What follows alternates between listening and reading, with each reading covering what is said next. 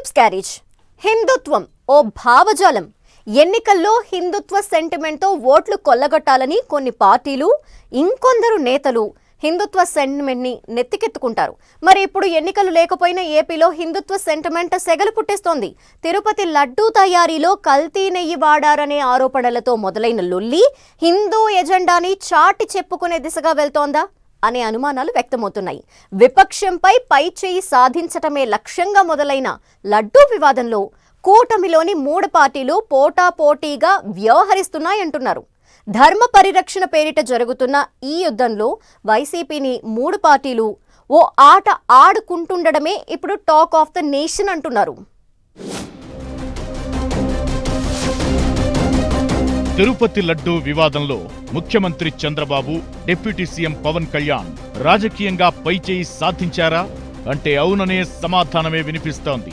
దేవుడి విషయంలో ఎంతో జాగ్రత్తగా ఉండే ముఖ్యమంత్రి చంద్రబాబు తిరుమల శ్రీవారి ప్రసాదంలో తప్పు జరిగిందని తెలిసిన వెంటనే యాక్షన్లోకి దిగిపోవడం ఆయనకు మైలేజ్ పెంచినట్టు చెబుతున్నారు. అసలే చిన్నపాటి తప్పును కూడా సీరియస్ గా భావించే సీఎం చంద్రబాబు లడ్డూ ప్రసాదంలో ఘోర అపచారం జరగడాన్ని జీర్ణించుకోలేకపోతున్నారు.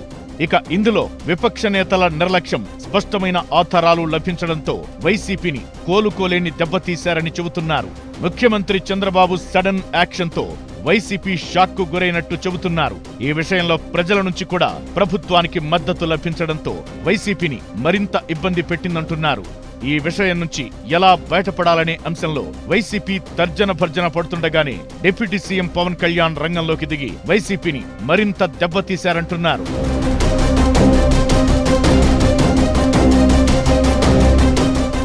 ప్రసాదంలో వాడే నెయ్యిలో కల్తీ జరిగిందని సీఎం చంద్రబాబు ప్రకటించడంతోనే గత ప్రభుత్వాన్ని దోషిని చేశారనే అభిప్రాయం వ్యక్తమవుతోంది. తిరుపతి వెంకటేశ్వర స్వామి భక్తుడైన చంద్రబాబు స్వామి సేవలో జరిగిన పొరపాటుకు తగిన ప్రాయశ్చిత్తంగా హైందవ ఆచార వ్యవహారాల ప్రకారం ఆలయ శుద్ధికి శ్రీకారం చుట్టి హిందువుల మనోభావాలకు పెద్దపీట వేశారని, ఈ విషయంలో రాజకీయానికి తావులేదని చెబుతూనే విపక్షాన్ని ఎక్కడికక్కడ ఒంటరిని చేశారని అంటున్నారు. కూటమి ఎంత బలంగా ఉన్నా తమ జోలికి రావాలంటే బీజేపీ పెద్దలు అంగీకరించరనే ధీమాలో ఎన్నాళ్లు తేలియాడిన వైసీపీ పెద్దలకు ఝలకిచ్చారు చంద్రబాబు.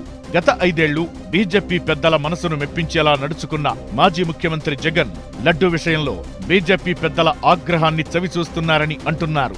అంతేకాదు, ఈ ఒక్క అంశంతో వైసీపీతో కొనసాగుతున్న బంధం బీజేపీతో తెంచుకోవాల్సిన పరిస్థితి ఎదురైందని చెప్పుకుంటున్నారు. దేశవ్యాప్తంగా ఆర్ఎస్ఎస్ తో పాటు హిందూ సంఘాలన్నీ జగన్ కు వ్యతిరేకంగా ధర్నాలు చేయడంతో పాటు కేంద్ర మంత్రులు కూడా తిరుమల ప్రసాదంలో అపచారంపై తీవ్ర ఆగ్రహాన్ని, అసంతృప్తిని వ్యక్తం చేయడం ముఖ్యమంత్రి చంద్రబాబు చాణక్యమేనంటున్నారు. ఇక ఇదే విషయంలో బీజేపీ, వైసీపీ మధ్య బంధాన్ని తుడిచేసిన చంద్రబాబు తాను కూడా హిందుత్వానికి అనుకూలమనే సంకేతాలిచ్చేలా పాప ప్రక్షాళన అంటూ ఆలయంలో శాంతి హోమాలు, సంప్రోక్షణలు చేయడం హిందూ సంఘాలను ఆకర్షిస్తోందంటున్నారు.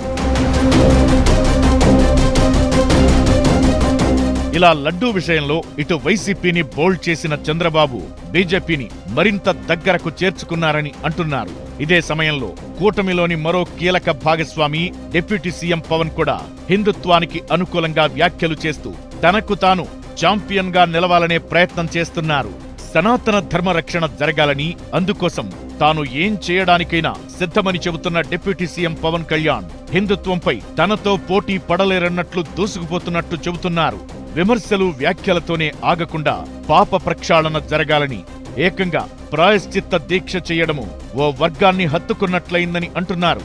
ఇదే సమయంలో బీజేపీ నేతలు కూడా వివిధ దశల్లో ఆందోళనలకు దిగడం, అపచారానికి పాల్పడిన వారిని శిక్షించేలా చర్యలు తీసుకోవాలని కేంద్ర ప్రభుత్వాన్ని కోరుతుండడంతో హిందుత్వంపై ఎక్కడా వెనక్కి తగ్గేదలే అన్న సంకేతాలిస్తోందంటున్నారు.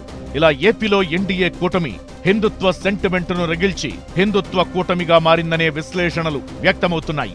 చంద్రబాబు గత ప్రభుత్వాల్లో బీజేపీ భాగస్వామి అయినప్పటికీ ఎప్పుడూ ఇంతలా ఏకపక్షంగా హిందూ ఎజెండా అమలు చేసేలా అడుగులు వేయలేదని, కానీ ఇప్పుడు వైసీపీని పూర్తిగా తుడిచిపెట్టాలంటే హిందూ ఎజెండా కూడా ముఖ్యమనే ఆలోచనతోనే ముఖ్యమంత్రి చంద్రబాబు ఇలాంటి అడుగులు వేస్తున్నారని చెబుతున్నారు. మొత్తానికి ఏపీ రాజకీయం సరికొత్త రంగు పులుముకోవడమే టాక్ ఆఫ్ ది నేషన్ గా మారిందంటున్నారు.